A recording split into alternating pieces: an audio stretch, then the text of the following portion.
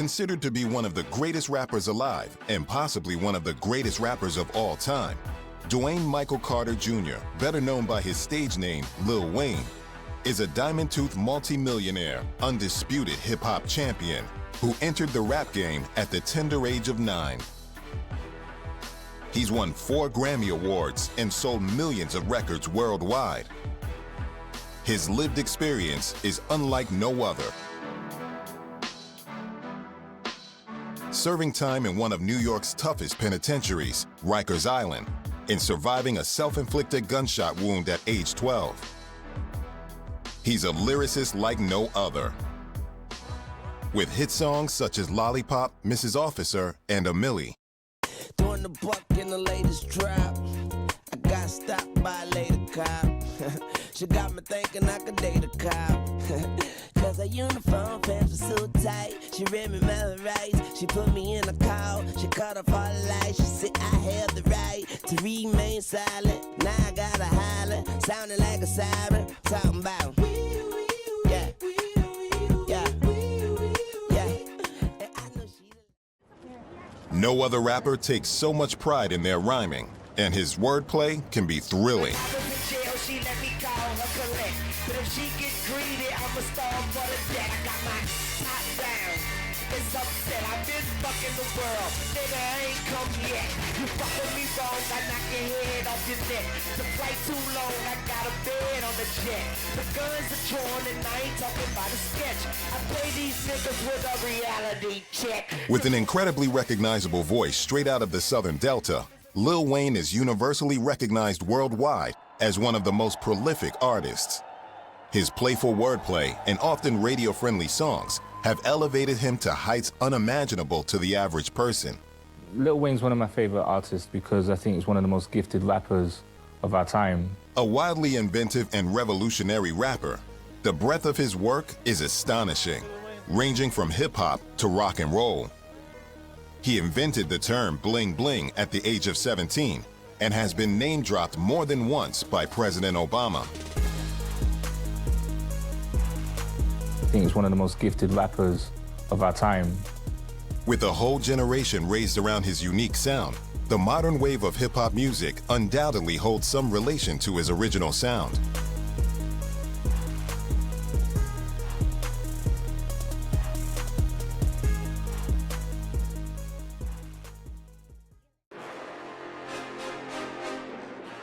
Dwayne Michael Carter was born on September 27, 1982, and grew up in Hollygrove, a working-class district in New Orleans, a bustling city near the coastline of the state of Louisiana, with a young and hungry hip-hop scene. Birthplace of hip-hop artists such as Ninja Crew, Gregory D, and Lil Mac. Growing up in New Orleans, he attended a school for the gifted, and as a child, dreamed of seeing his name up in lights as an international music star.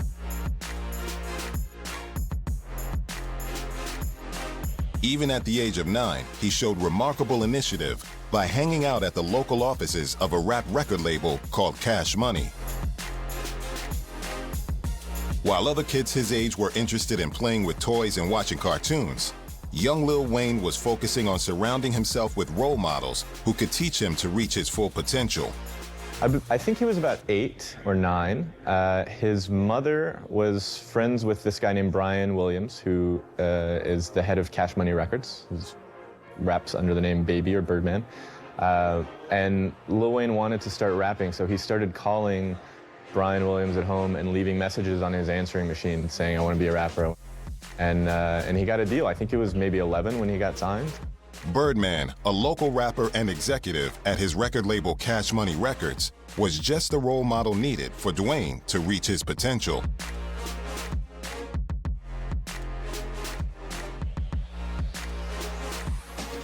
Despite being just 9 years old, Wayne wasted no time trying to impress Birdman. He often left voice messages on Birdman's answering machine of his own raps. Speaking to Birdman about Lil Wayne is like speaking to a father about his son. He refers to him as his son. He refers to him like there's a true blood connection. You wouldn't think that they were separate if you didn't know your facts, if you didn't know the info. And there's that real family bond but there's the respect for him as well with what Wayne's achieved, and there's also the label boss concern about his artist being treated right. Birdman liked what he heard, and he knew he was opening his door to something special. With Birdman, he's empowered Wayne as much as possible. I think he's given him the best platform possible. He's fought a lot of battles to make sure that he gets the success that he's currently enjoying. And that's within the boardroom and I'd say on the street level as well. So. When he's at his best, Lil Wayne is the best rapper in the world, I think. Under Birdman's protective wing, Wayne flourished, and he looked to the older man not only as a mentor, but also as a male role model. Wayne was put to work. In the early 1990s, he began releasing records with Cash Money while still in his early teens. When talking about growing up in New Orleans, Wayne says, "Nobody ever looked at me as a little kid rapper, just a badass kid." He grew up in a neighborhood called Holly Grove. He lived in a few different places, a few different neighborhoods in New Orleans. The one that he lived in most and that he most identifies with now is called Holly Grove. It's not a rich neighborhood, but it's not one of the poorest in New Orleans.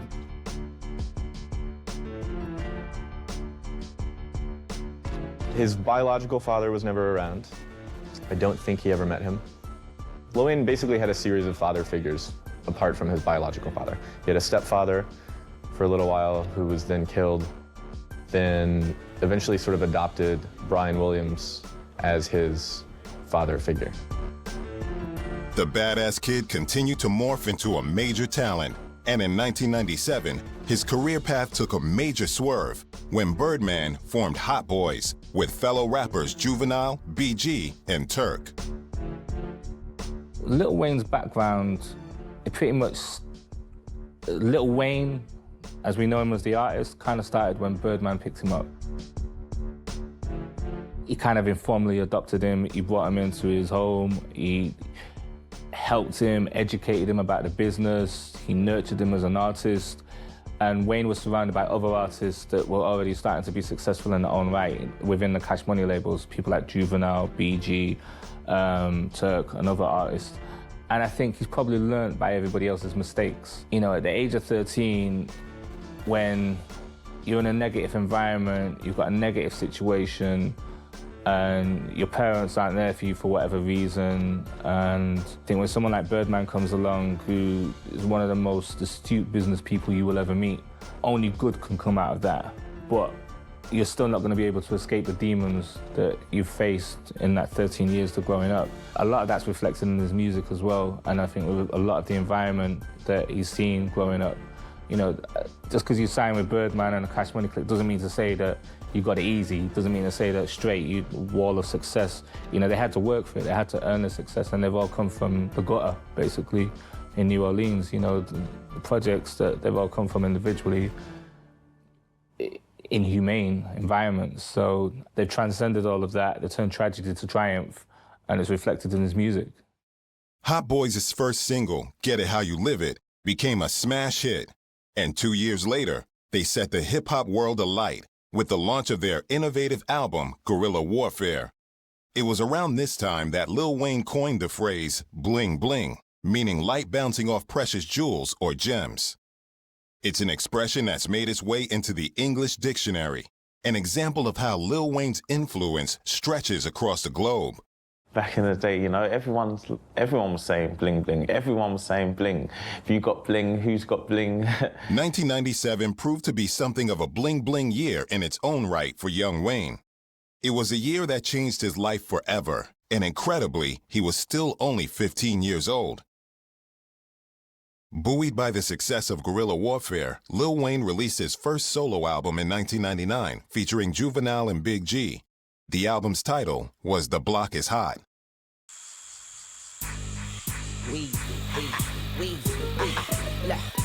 Straight off the block, nuts in my hand, trusting no man, got my running that thing, you understand, and it be steaming, blazing, I swear them boys crazy, Holly Grove 17, the spot where I was raised in, baby wasn't hidden, running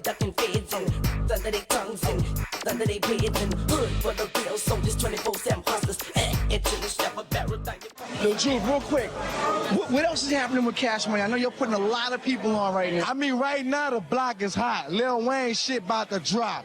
I can't go no further than that. After that, I'ma come rap to you again, you know what I'm saying? But right now, the block is hot. When he came with The Block is Hot, that's when he started to stand alone. And I think that's when you could see Wayne as the artist that he was going to become. Before, I think he was lost a bit in that whole Cash Money clique. There was so many artists there, so much happening, so much energy. It was really dominated by Juvenile for a long while. And I think The Block is Hot is when he started to stand alone. With his foot firmly in the door at Cash Money Records, Lil Wayne began to establish himself as an up-and-coming talent. Like we said, in the year 2000, it's gonna be all about Wayne.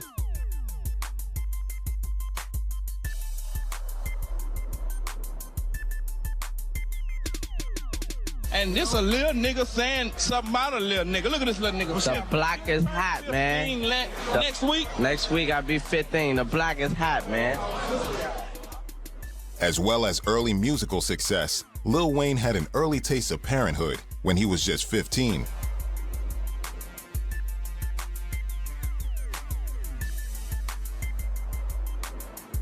His daughter, Remarni, was the first of 4 children he fathered. After the success of The Block is Hot, Wayne's name was hot in the streets. The 17-year-old's life would be changed forever. Cars, clothes, fame, and fortune quickly became the star's reality. Wayne had sold over 1 million copies of his album, rocketing it into certified platinum territory.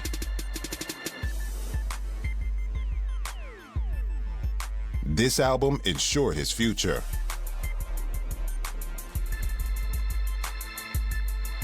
Over the next few years, Lil Wayne built up his public image, appearing on a variety of televised shows such as Rap City and channels such as BET and MTV. I mean, Wayne is in my heart, homie, and that's Cash Money for life, dog. I can't see him nowhere. Rock, whatever they, Def Jam, none of that. That ain't what's up with me. You know what I'm saying? I see Wayne is Cash Money. He the future. That's why he the president of Cash Money. You know what I mean? He got a lot of things he got to do. Wayne got a lot of expertise he want to exploit, and I feel his best situation was here. That's why I put it on the table for him. All right. So what's going on with the Birdman now? Hustling. Money ain't a thing, you heard me? By 2003, Lil Wayne had released 3 studio albums. In this industry, I think everyone just kind of respects when you've got a high work rate. I think everyone respects that about Lil Wayne, because I mean, there's even if you didn't like the way he raps, you would have to respect his work rate, because he's everywhere. And to be everywhere in a short space of time is working hard, you know. It's like he does a lot. As a hardworking young man, he strived for self-improvement. Wayne's name was now scorching through the music world, and at last, it seemed like all his dreams were starting to come true.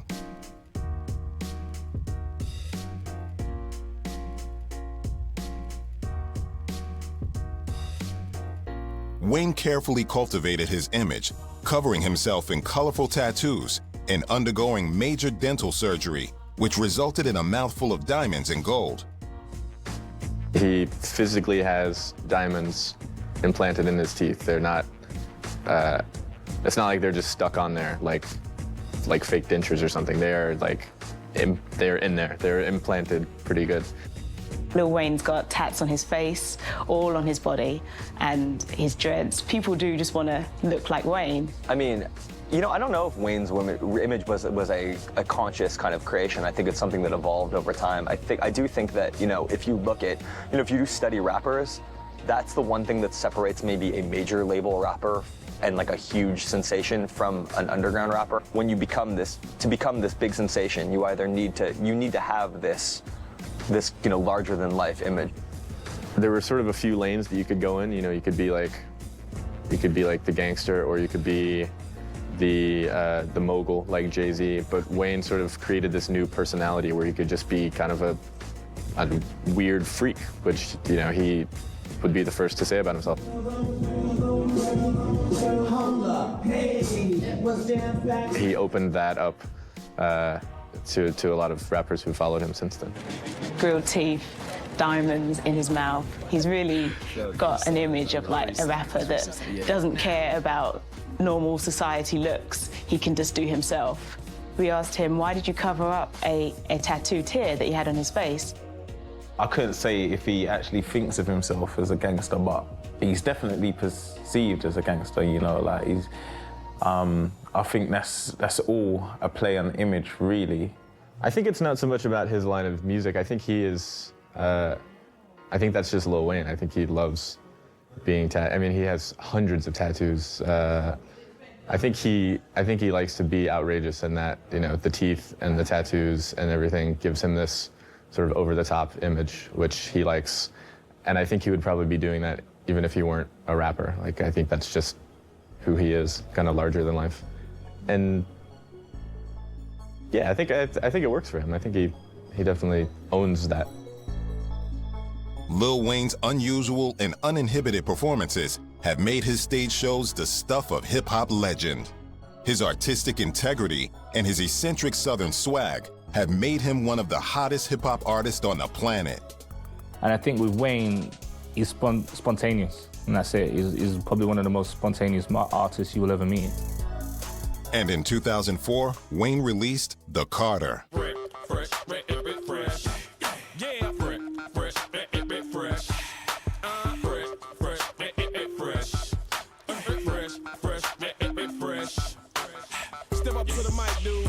Ladies and gentlemen, what you have here is brought to you courtesy of the young man, Young Carter, and the great man, Manny Fresh. So what I want y'all out there to do for me is say this, say go. It didn't do as well as his previous albums, but it will be a start of a sequel that will go down in rap history. Lil Wayne is one of the most gifted lyricists of our time. Lil Wayne is I would say, a crazy genius.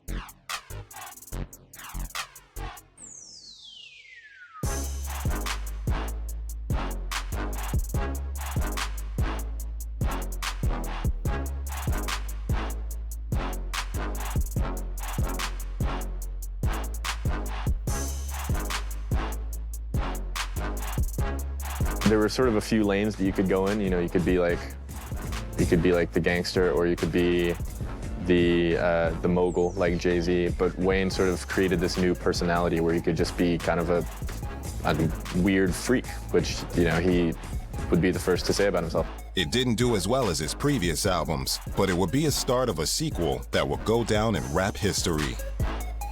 I'd have to say my favorite Lil Wayne album is The Carter 3, because it was the most anticipated. You know, I was on my radio show 2 years prior to that.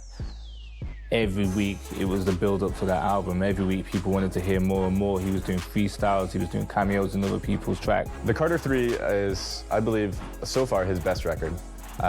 It didn't only sell 1 million copies in the US, it sold 1 million copies its first week. And it just felt that The Carter 3 was gonna be that pivotal moment within hip-hop that year. It was gonna be the biggest album, no matter who was gonna come out. You know, Wayne was gonna do it.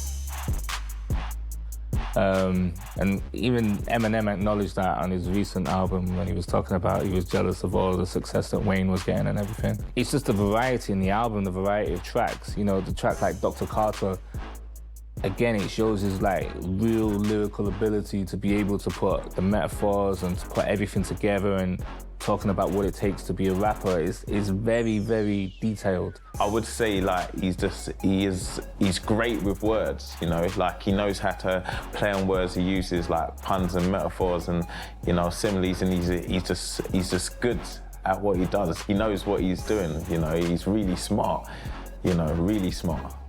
You know, it is genius. You know, rapping, it's modern day poetry, but to be able to think lines in your head, speak them, and then put finesse on it, and then, you know, the delivery, the flow, the context, and everything else, you know, I can't think of another musical art form which requires as much mental thought, you know. And tracks like that are just amazing, combined with some of the other party tracks like Get Money and Lollipop and so forth. And again, like I said earlier about Tie My Hands, where it's one of the most thought-provoking tracks. Wayne continues to surprise his fans, like when he enrolled at the University of Houston in January 2005. He attended the University of Houston, but I'm pretty sure it was an online program.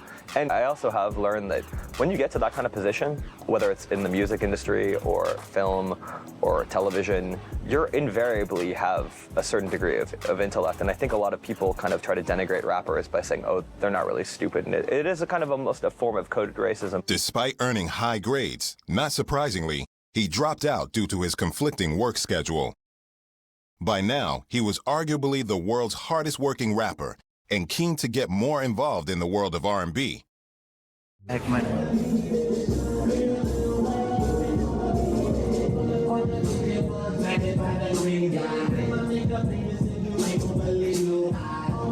think what sets Wayne apart as an artist would be, number one, his work ethic. I think he, you know, a lot of rappers, a lot of musicians in general talk about how hard they work and they're nonstop, but he really goes nonstop.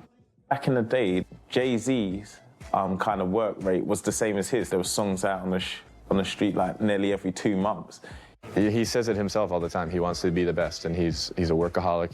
He won't stop until he's satisfied with being the best and selling the most records and having the most popular concerts, and that's what he wants to do. Wayne's ambition continued to motivate him. But even greater heights were to be reached by the hard-working rapper when his most successful and groundbreaking album, The Carter III, was released in 2008, selling over 1 million copies in the US alone in his first week of release.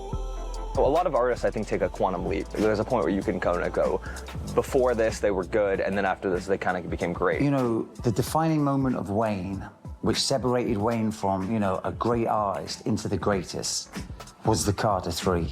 That really summed up his sound, his incredible lyrical ability. No one sells those kind of records their first week out.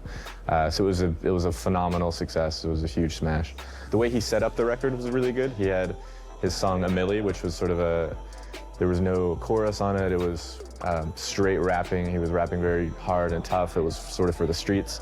And then he had his song called "Lollipop," which was basically all chorus. And it had a really catchy hook. It got huge airplay on Top 40 radio. So he sort of had those both. He pleased, you know, his longtime hip-hop fans, and then he really crossed over to the pop audience with that album.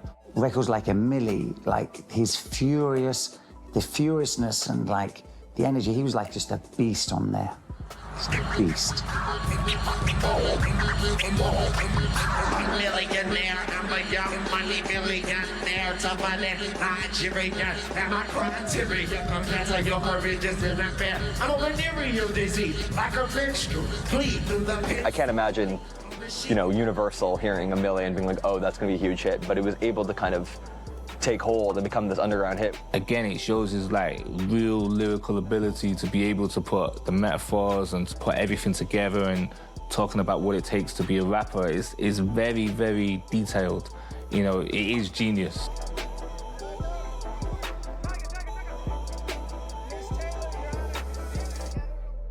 It was really where he just became on fire.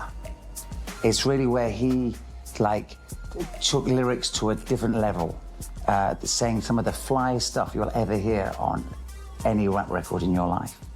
And that's where I felt he became bigger than a great rap artist, just became one of the greatest artists of our time.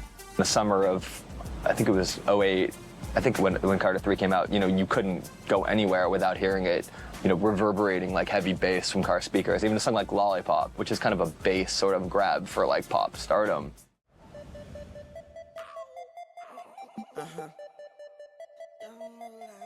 I said he's so sweet, I wanna the rapper.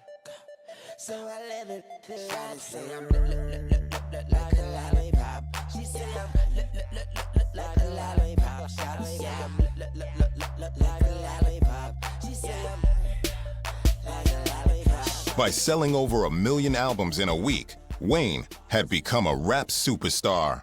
You know, he'd already been a huge star, but that's when he became on the A+ list. You know, he was a superstar after that.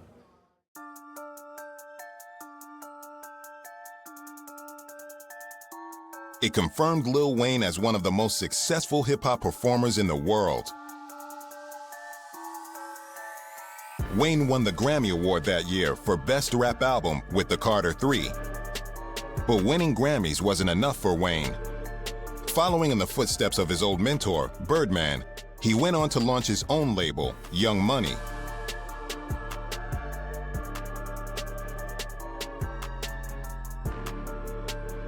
The fresh new label was established in 2005 with Wayne as its founding president, which has already spawned a stable of astonishing new talent.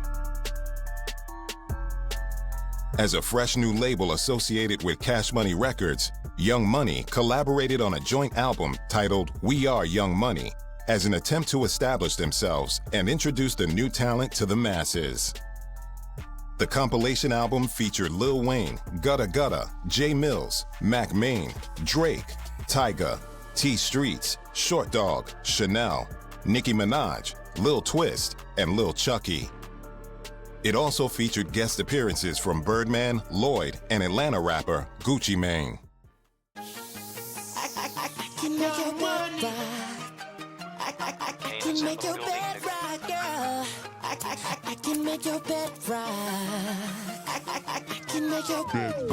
She got that good. She Michael Jackson bad. I'm attracted to her for her attractive air. And now we murderers because we kill time. I knock her lights out and she still shine. I hate to see her go, but I love to watch her leave. One of Wayne's best-known prodigies to date is Drake, now one of the biggest sensations in music. In 2016, Drake released his fourth album, Views, which topped the charts for 13 consecutive weeks, making Drake the first male artist to stand atop the Billboard 200 in over a decade.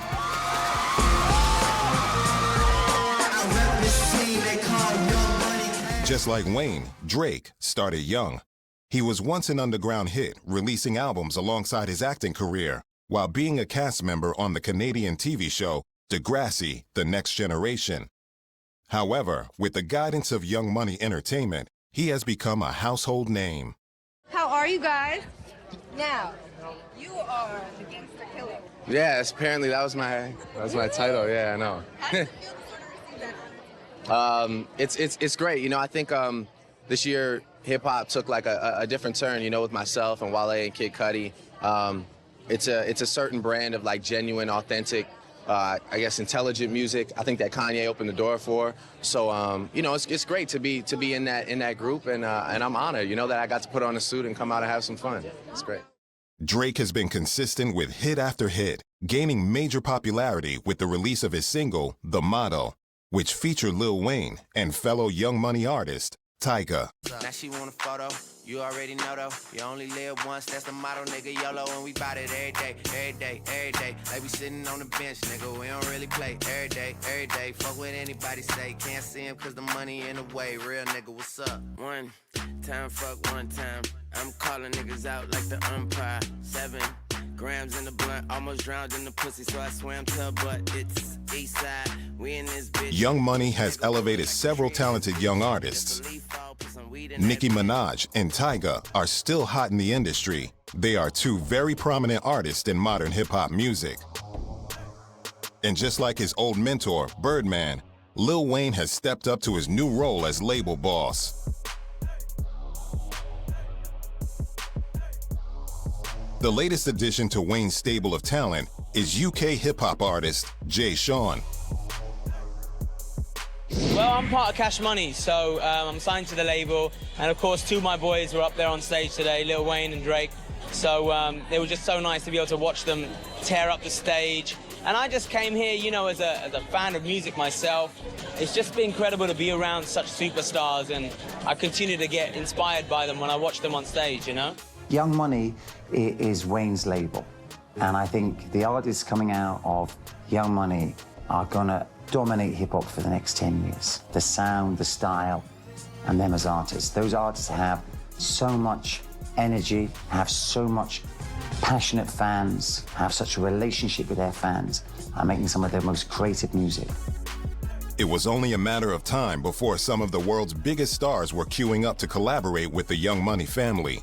Even rap legend Eminem wanted to collaborate. To get two geniuses together on one track is a big thing.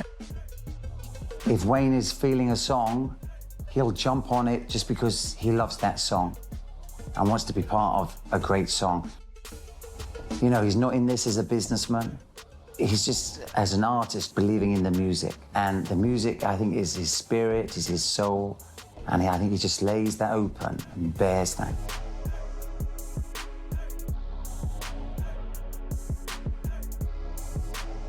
But despite his phenomenal success, Lil Wayne's fans began to worry about the persistent rumors of his alleged addiction to a codeine-based cough syrup known as purple drank or lean. He once claimed he was so high he could see a star. But while some fans were concerned, others admired Lil Wayne's determination to buck the system. The most significant moment within the first interview of Lil Wayne was when I was talking to him about the fans being worried about him partying a little too hard. It was in reference to, you know, there's all kinds of rumors that he was dabbling with drugs. There's the whole thing about scissor, you know, the alcoholic and medicinal concoction. And I just said, look, you know, a lot of fans were a little worried that you're partying too hard. And he was like, don't worry about me. I do what I want when the hell I want. And then he took the drink and then slammed it down. And it was just like, and it was just the answer that he gave me. I was just like, wow. Because it was just, you didn't expect him to be so honest, and you didn't expect him to be, you know, so carefree about his own existence. It was kind of shocking. It made a good interview, but at the same time, it's kind of alarming that someone's going through that.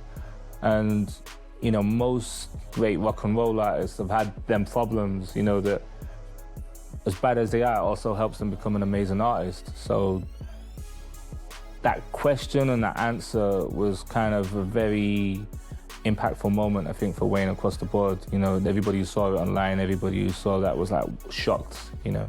Cough syrup's one of those things that you can't really go on national television and be like, oh yeah, I drink lots of cough syrup all the time. Also, there was a history of deaths from codeine.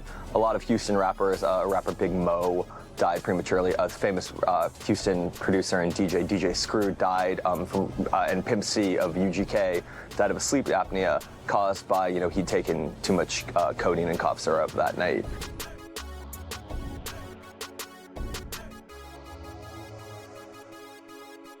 I think Wayne said it all when he said, you know, what's in my cup is my business. But, you know, Wayne has a right to make his own decisions. In yet another surprise, Wayne revealed to his fans that one of his favorite childhood bands, Nirvana, had inspired him to venture into uncharted territory. He was about to write and perform a rock album, which he called Rebirth, released in 2010. You know, he picked up the guitar, taught himself how to play it, and made it sound beautiful. And I think him as an artist doing that was powerful. That's sort of Lil Wayne's philosophy. You know, I like rock music. I want to make a rock record. I want to play guitar and get on stage and yell and jump around a lot and bang my head and whip my dreads around. And so he did it. The album entered the U.S. charts at #2, becoming Wayne's 7th top 10 album in the U.S., and spawned 4 hit singles for the star: Prom Queen, Drop the World, Get a Life, and Knockout.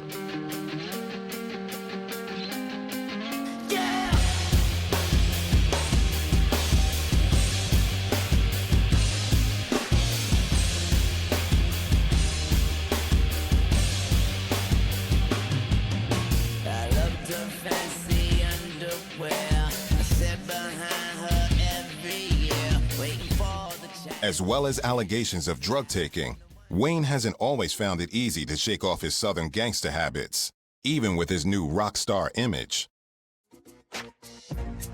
For a lot of artists, you know, they're from the street, they're still surrounded by people they grew up with, and, you know, they took people from their, you know, their own communities, people who have very little opportunity in life, people who are going through tremendous hardships, and, you know, giving them a way out to earn money and support their families and show them a better life, give them opportunities they you know, wouldn't have experienced otherwise.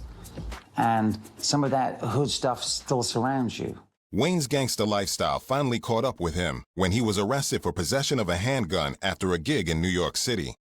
Well, New York is infamous for having something called the hip hop police, and they've had it for about, I want to say 10 years or so. It's a rough estimate. And, you know, obviously Manhattan is a very kind of small place. So, you know, when a big rap star comes in to New York, it's pretty obvious. You know, there's only a few venues that he can play. So I think the excuse was that they smelled marijuana coming from Wayne's tour bus, which is like the most absurd thing. It's yeah, obviously, if you didn't smell marijuana from Lil Wayne's tour bus, something would be going terribly wrong. So they came on board and found a bag that had a pistol in it that was closest. It was registered to his manager, but it was closest to Lil Wayne, so they charged him with possession of a weapon. I mean, obviously, Lil Wayne has the ability at this point in his life to have about 20 people to take the rap, but I think that, you know, they were out for Wayne. People did feel like it was unjust, but at the same time, people thought that why wasn't there someone else in his team that could take the bid for him? But Wayne stood up and said that it was his, pleaded guilty, and so that's also put into the hip-hop community that it's good to man up to what you've done. And so people did disrespect that he had to do what he had to do for being caught with weapons, and that was go to prison for a year.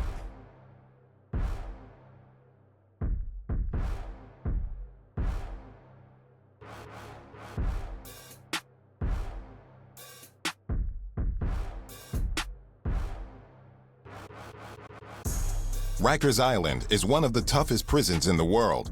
It houses over 17,000 inmates and has been home to some of America's most notorious criminals and some well-loved celebrities such as Tupac Shakur, DMX, and Sid Vicious. With such epic support from his fans, Wayne managed to turn his sentence into a chance to reflect on his success and his situation. Wayne reflected on his life and decided to make some changes to his lifestyle. While locked up, he had a job as a suicide prevention aide. From 10 to 6 at night, he walked the halls on suicide watch, keeping an eye out for inmates trying to kill themselves. Wayne's last month in Rikers was the hardest. He got caught with an iPod charger in his cell and was punished with 30 days in solitary confinement, a time he spent reflecting. For somebody like that who comes from a life where they can have everything, you know, whether it's women or drugs or, you know, the best transport, you know, going everywhere in a limo or a private jet and never having to worry about anything and going to this kind of cloistered, dank Rikers Island environment, you don't have any music. And for somebody like that whose whole life was music, I mean, I think that's been the one constant stream. You know, he will just work and work and work and work and work, and that was his drug. And to be taken away from that and not have at least any other music, I think was obviously like had a major kind of psychological effect on him. He's not the most patient guy, and that's one of the things that he said he worked on a lot in prison, was sort of learning patience and learning to not blow up when things don't go perfectly right away. I think he came out a better person. Wayne was released from Rikers Island prison on November 4th, 2010, after serving 8 months of his year-long sentence. Since his prison sentence in 2010, Lil Wayne has taken a new stance on how he lives his life. He revealed that he is a practicing Christian and regularly reads the Bible, and maintains that his faith is incredibly important to him, regardless of public opinion. He read all of the major religious texts. He read the Bible. I think he read some of the Quran. He read Confucius. He read the Tao Te Ching. It's easy to see why this is the man who claims, "I've never been afraid of anything but God." For a while, Wayne started on the right path. He continued to put out music and released several albums that went platinum. His 2008 album, The Carter 3, has gone 8 times platinum since his debut. Similarly, the much-anticipated Carter 4 went 5 times platinum, selling over 3 million copies worldwide. Topping charts and dominating headlines is nothing new for Weezy. He's had his fair share of negative press, but he has also done his fair share of good. After the devastating aftermath of Hurricane Katrina in 2005, Wayne made several impactful donations to help clothe kids and support families in need. He also helped rebuild a park that was badly damaged in New Orleans, the rapper's home city. by donating an astonishing sum of $200,000. Every year for Thanksgiving, Lil Wayne shares his holiday spirit by giving away turkeys. The large amount of turkeys donated is estimated to be around 1,000. His charitable acts often go unnoticed and fall under the radar.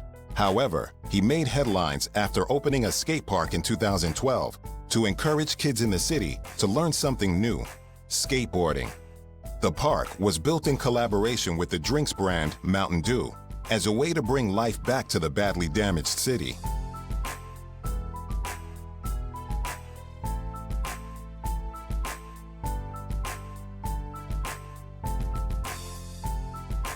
Always the maverick, Lil Wayne never seems to run out of breath. Unfortunately, the young money millionaire's good deeds couldn't let him outrun his past. While on his way back from California, Wayne's private jet was searched upon its arrival in Miami, where the rapper now lives. During the search, authorities discovered a gold-plated .45 caliber pistol and 6 rounds of ammunition in luggage claimed to belong to Lil Wayne.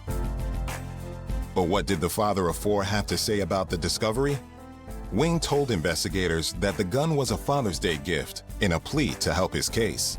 The then 38-year-old rapper entered the plea during a hearing held remotely before U.S. District Judge Kathleen Williams.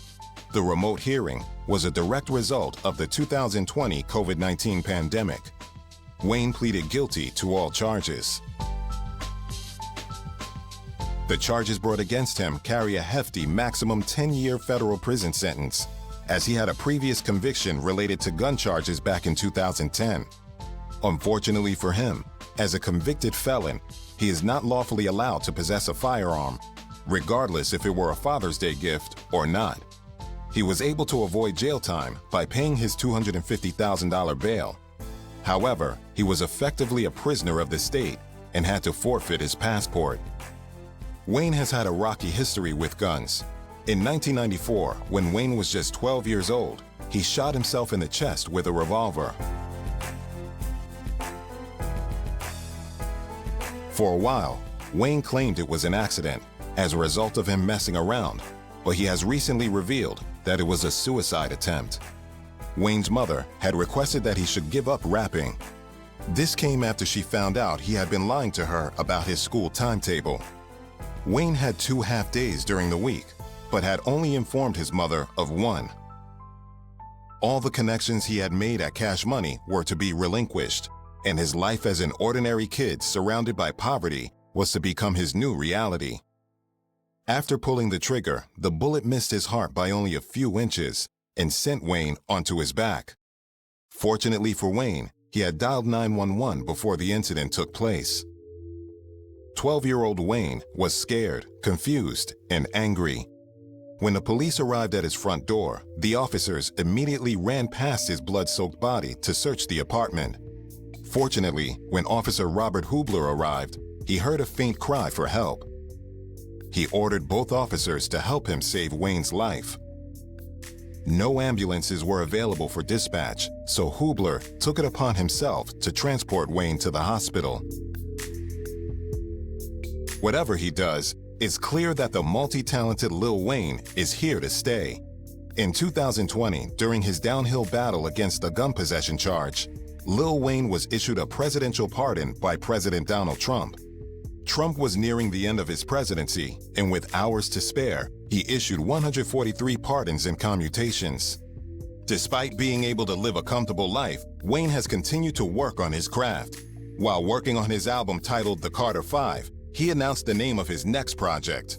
The project, titled Funeral, would be his 14th studio album. Released on January 31st of 2020, the album of the year launched itself to #1 on the US charts. However, in the modern age of streaming, failed to reach the record-breaking sales numbers of his previous successful projects, selling only 38,000 records. The album pays tribute to legendary basketball player Kobe Bryant, who unfortunately passed away in a helicopter crash on January 26, 2020. In an interview with Vibe magazine, Lil Wayne elaborated on his new process for creating an album. He said he loves the difficulty of trying to fit in with modern music. He expressed that he's aware of the change in music tastes and is excited to try new things in the studio to see what he can come up with. Despite announcing in an interview in 2011 that he planned to retire at the age of 35, Wayne has continued to work hard, solidifying his name, not just in rap history, but in music culture as a whole. Whether shaping the future of hip-hop, speaking to his fans from a jailhouse, or simply proving himself the master of freestyle rap, Lil Wayne is constantly reinventing himself.